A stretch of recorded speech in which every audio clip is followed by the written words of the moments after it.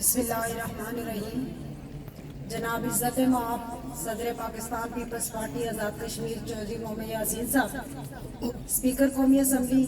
جناب چودھری لطیف اکبر صاحب، وزیر حکومت جناب میاں عبدالوحید صاحب، وزیر حکومت جناب جاوید اقبال بڈھانوی صاحب، شہزادہ کشمیر کے شہزادے جناب ولید انقلابی صاحب، صدر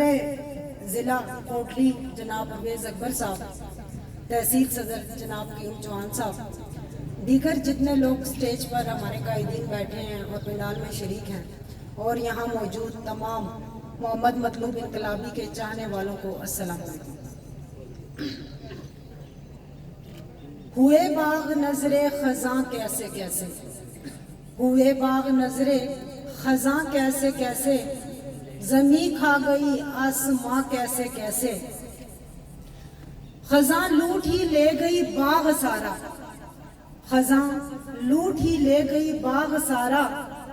تڑپتے رہے باغباں کیسے کیسے۔ الحمدللہ ثم الحمدللہ، زندگی نے ایک بار پھر سے خوبصورت،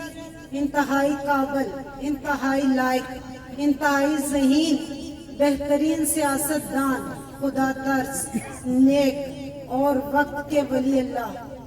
جناب محمد مطلوب انقلابی صاحب کے بارے میں بات کرنے کا موقع دیا۔ ارشاد خداوندی ہے، کل نفس ذائقۃ الموت، ہر ذی روح کو موت کا ذائقہ چکھنا ہے۔ جہاں یہ بات 100% درست ہے، وہیں پر 101% یہ بات بھی درست ہے کہ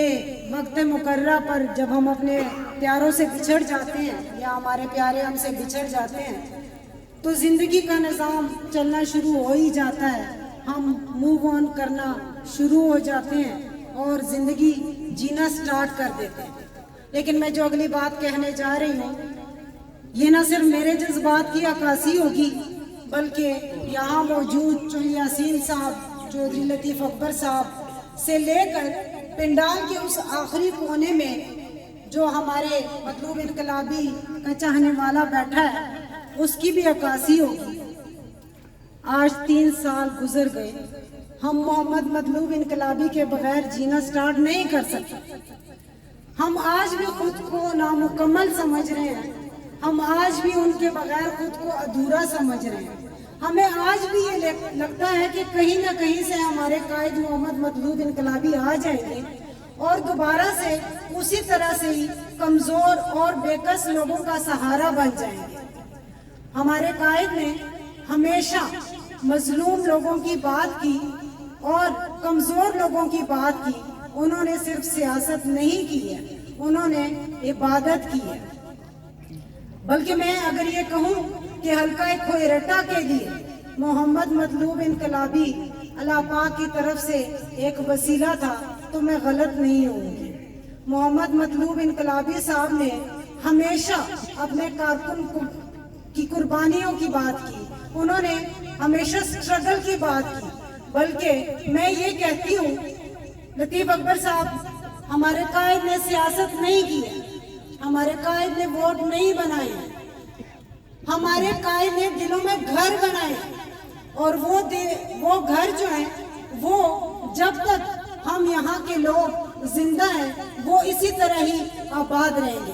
وقت کی کمی ہے، اسٹیٹ سیکرٹری صاحب بار بار مجھے وائنڈ اپ کرنے کا بھی کہہ رہے ہیں، بس اتنا کہوں گی کہ اللہ پاک تمام کارکنان اور قائدین کو محمد مطلوب انقلابی صاحب کے نقش قدم پر چلنے کی توفیق عطا فرمائے۔ آخر میں اپنی بات کو وائنڈ اپ کرتے ہوئے ایک بہترین بیٹے کے بہترین باپ چودھری سعید صاحب جو اس دنیا میں اب نہیں رہے ہیں، اللہ پاک سے دعا گو ہیں کہ اللہ پاک ہمارے قائد محمد مطلوب انقلابی اور ان کے والدین اور ہمارے بھائی قربانیوں کی مثال مرزا توصیف اللہ جلال کو جنت الفردوس میں اعلیٰ مقام عطا فرمائے۔ جزاک اللہ۔